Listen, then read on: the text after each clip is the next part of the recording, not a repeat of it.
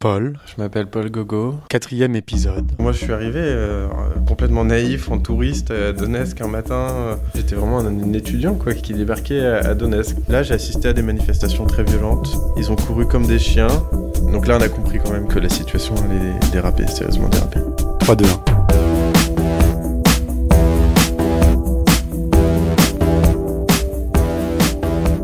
Quelques jours plus tard, il y a eu donc la prise de l'aéroport de Donetsk. Donc les pro-russes sont arrivés armés dans l'aéroport de Donetsk un matin. Donc l'aéroport tout neuf. Enfin, ça aussi, ça fait un contraste bizarre où t'as des mecs en treillis, cagoulés qui débarquent dans un aéroport, comme un hall de Charles de Gaulle en fait. C'est exactement la même chose. Ils débarquent dans l'aéroport et ils disent voilà, nous on va plus bouger. L'aéroport il est à nous maintenant. L'armée ukrainienne donne un ultimatum. Donc ils avaient dit vous dégagez l'aéroport avant 11h, sinon nous on vient le récupérer l'aéroport. J'étais pas au courant de ça en fait. Donc le matin de l'ultimatum, je me suis levé un petit peu tard. J'ai dû me lever vers 10h et l'ultimatum était à 11h. Donc le temps de me lever à 10h et tout. Je prends ma douche et je crois que j'étais encore dans ma douche quand j'ai entendu les avions de chasse arriver au-dessus de l'appartement. Et j'entendais tout le monde qui s'affolait.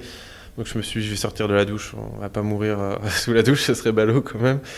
Et je me mets à la fenêtre et il se trouve que notre auberge de jeunesse était plus ou moins bien placée. Enfin, bien placée dans le sens où on était au cœur des événements et en fait, c'était pas bon pour la suite. Mais on était à quelques kilomètres de l'aéroport, on avait une vue sur la zone en fait. Et donc, c'est là que je voyais les familles qui étaient parties faire leurs courses, leurs marchés, qui étaient dans la rue. Puis là, les avions de chasse qui débarquaient. Et là, j'ai vu tout le monde rentrer en courant. Enfin, vraiment la panique, tout le monde s'est barricadé chez soi en quelques minutes. Et il n'y avait plus un chat dans la rue après. Et je voyais les explosions, je voyais les avions de chasse qui balançaient des espèces de fusées sur l'aéroport.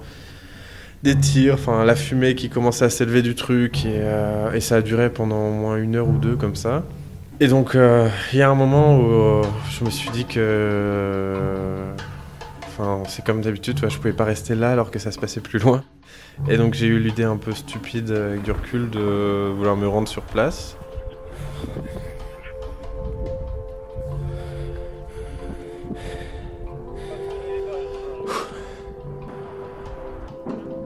Les autres étaient qu'à moitié motivés, du coup je leur ai dit ok, moi je vais chercher un taxi, vous me suivez ou pas. Il n'y avait plus aucun taxi qui voulait aller dans la zone de l'aéroport forcément. Du coup on est allé à pied jusqu'à la ligne de trolleybus qui allait encore jusqu'à la gare de Donetsk et la gare est à 1 kilomètre de l'aéroport de Donetsk. Alors quand je dis on, en fait c'était avec des photographes freelance que j'avais rencontrés dans l'auberge de jeunesse qui pour la plupart n'avaient jamais rien couvert en fait, qui avaient aussi peu d'expérience que moi, voire un peu moins même. On a réussi à aller jusqu'à la gare. On est allé de l'autre côté de la gare, donc côté aéroport. Il y avait un cadavre sur le sol, notre premier cadavre en fait. Et je pense que c'était vraiment le premier mort de la gare en fait. On n'a jamais su comment il était mort. On a demandé à tout le monde, mais personne n'a vu se faire tuer alors que c'était quand même dans une station de bus. Il y avait plein de monde qui attendait le bus. Et personne n'était capable de nous dire qui avait tué cet homme. Parce que je crois que c'est une balle perdue qui... le mec marchait dans la rue, il est tombé comme ça en fait.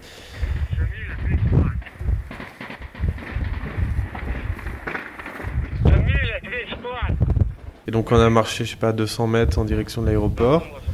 Et là on s'est retrouvé dans une rue où... on avait une rue qui menait à l'aéroport en face de nous. Et on voyait les mecs qui passaient de rue en rue avec leurs calaches. Et donc il y avait tous les mecs qui étaient par terre en train de prendre des photos autour de nous. Et moi je savais pas quoi faire, je savais pas si je devais faire coucou aux mecs pour montrer que j'étais là ou si on devait se planquer. Il y a eu une photo de prise à ce moment-là de moi et j'ai vraiment pas apprécié qu'un des mecs prenne cette photo de moi. Mais là j'étais vraiment pâle en fait. Parce que je me rappelle qu'un mortier est tombé à 100 mètres de nous. Je me rappelle la fumée dans un des jardins. Et en fait, avec les immeubles, les échos, on avait l'impression que les balles venaient de tous les côtés. Donc il n'y avait aucune issue, il n'y avait aucune direction dans laquelle on se disait par là ça va être safe. Je me suis dit mais on va se prendre une balle quoi. Et j'étais sûr de ça. Et à un moment ça chauffait vraiment donc on s'est mis contre un mur et on s'est dit mais on fait quoi en fait ?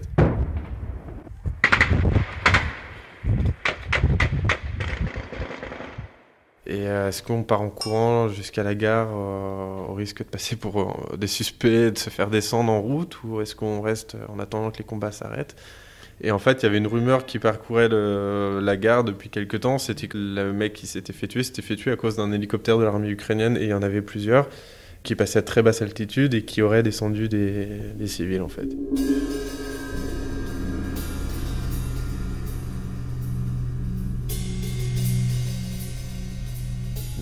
Mais du coup, moi, j'avais peur que cet hélicoptère débarque et qu'il nous prenne pour je sais pas quoi et qu'il nous tire dessus. On n'était pas signalé, on n'avait pas de casque, pas de gilet pare-balles, on était bloqués là. On est retourné de l'autre côté de la gare et là, pareil, c'était une scène assez étrange. Il y avait des centaines et des centaines de personnes sur le parvis de la gare qui attendaient leur taxi, leur bus, leur voiture, leur trolleybus. Et quelqu'un s'est pris une balle, quoi. Une grand-mère qui était sur un trottoir s'est pris une balle en pleine tête. Et il y a quelques personnes qui se sont mises à crier, mais les gens ne réagissaient pas. Il y en avait même qui prenaient des photos avec leur téléphone. Et les gens continuaient à attendre leur bus. On n'a pas su comment réagir, on s'est approché du coup du cadavre de cette vieille dame. Et il y avait un homme à côté qui l'a recouvert assez... il la connaissait a priori, donc il a recouvert sa tête avec un carton qu'il avait trouvé par terre. Et il s'est mis à crier. Toi, t'avais déjà vu des cadavres ? Ah non, c'était la première fois que je voyais un cadavre. J'avais rencontré pas mal de reporters de guerre, j'avais assisté à pas mal de conférences. Et je savais qu'il fallait se blinder et qu'il fallait mettre un mur entre soi et les choses, en fait. Et j'ai vu ces deux cadavres et sincèrement, je me suis dit, ouais, t'es là pour ça. Et moi, j'avais réussi à mettre une barrière, en fait. C'était le cours de l'actu pour moi, en fait. Et du coup, non, j'ai été étonné que ça me fasse rien du tout. Je me suis remis en question, en fait, dans les jours qu'on suivit, parce que je me dis, mais est-ce que c'est normal que ça t'ait fait ni chaud ni froid ? Et après, ça s'est un peu gâté, mais...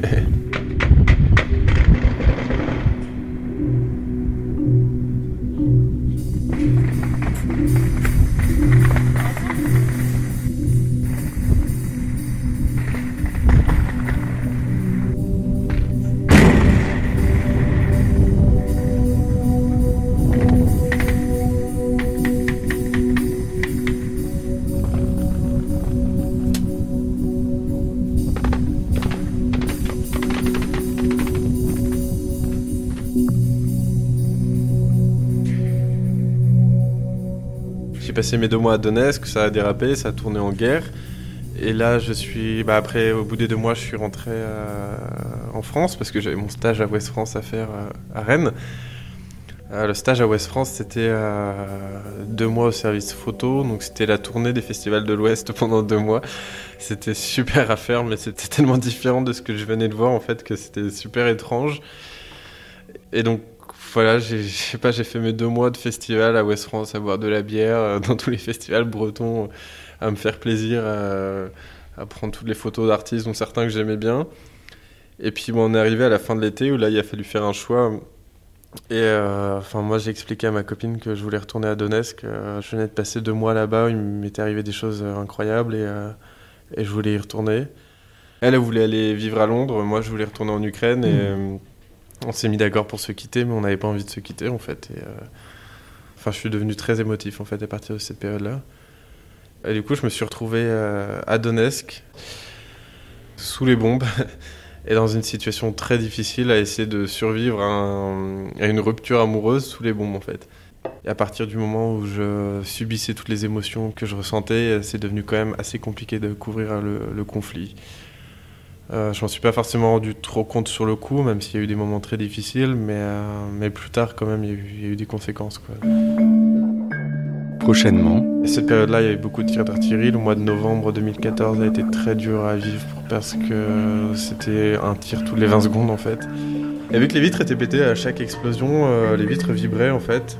J'étais pâle et je tremblais, j'étais vraiment en panique pendant un moment. Je m'appelle Paul Gogo, j'ai 25 ans, j'ai beaucoup de cernes, je dors très mal la nuit. À suivre.